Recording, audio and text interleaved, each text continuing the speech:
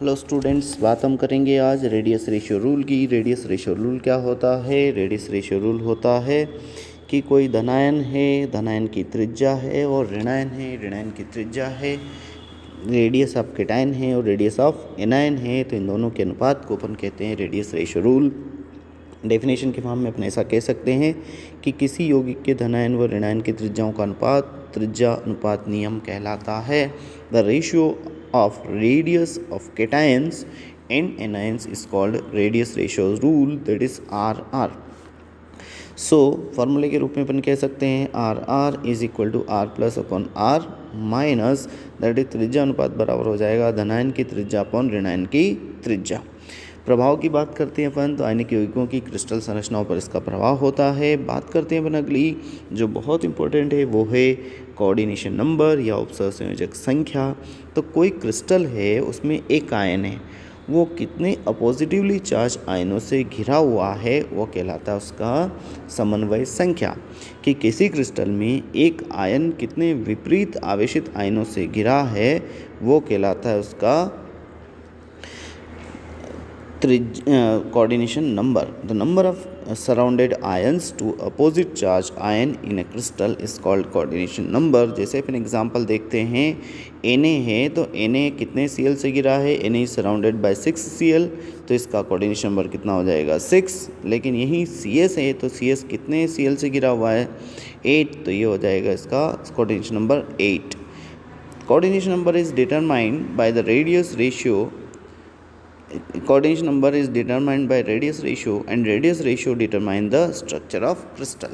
कि coordination number है ये रेडियस रेशियो में निर्धारित होता है और रेडियस रेशियो जो है वो क्या करता है क्रिस्टल के स्ट्रक्चर को निर्धारित करता है।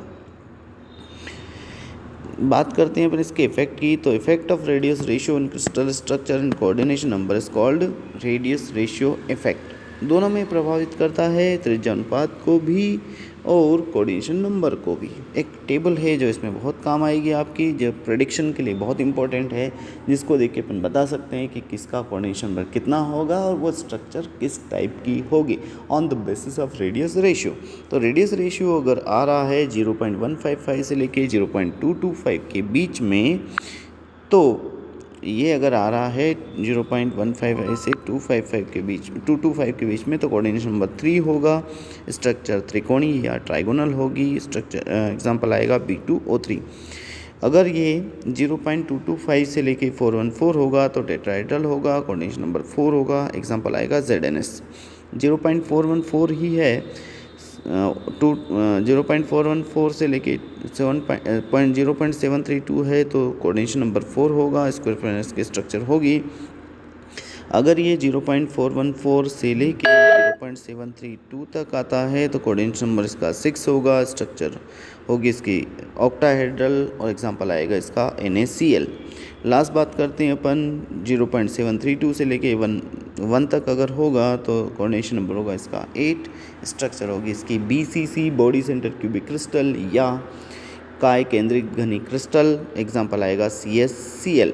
बात करते हैं अपन अब इसकी लिमिटेशंस की, तो लिमिटेशंस में पहली लिमिटेशन आती है, क्योंकि अपन ने जब इस स्ट्रक्चर को पढ़ा था तो कह रहे थे अपन कि all ion must be spherical but it is not possible because of polarisation. ऐसा माना जाता है या मानना पड़ेगा अपने को कि सारी जो स्ट्रक्चर हैं वो स्फेरिकल नहीं होती। क्यों नहीं होती?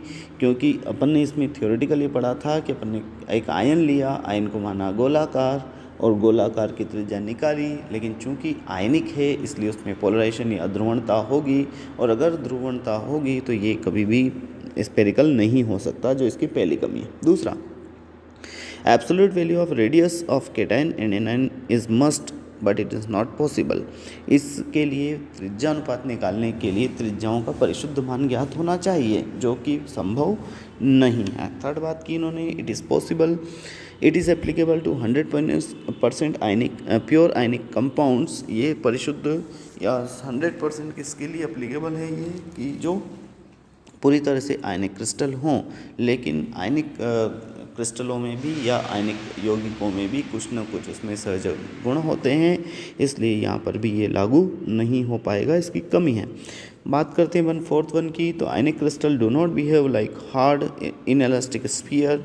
इन्होंने माना था कि जो गोला है वो हार्ड होगा, ठोस होगा, और दूसरा अदृढ़ हो, मतलब दृढ़ होने के साथ ही उसमें क्या होगा, इनएलास्टिक होगा, वो उसमें तन्यता नहीं होगी। लेकिन ऐसा संभव नहीं हो पाया। एंड लास्ट इन्होंने कंसिडर किया था कि स्ट्रक्चर प्रेडिक्शन इज़ गुड। जो उन्होंने अनुमान लगाया था कि अगर 3 होगा तो ट्राइगोनल है, 4 होगा तो टेट्राहेड्रल है, 6 होगा तो ऑक्टाहेड्रल है, 8 होगा तो CSCl के लिए BCC टाइप के स्ट्रक्चर है। लेकिन ये कुछ के लिए तो सही है, लेकिन बाकी के लिए सही नहीं हो पाया, तो ये भी इसकी कमी है। This is all about this question. Okay.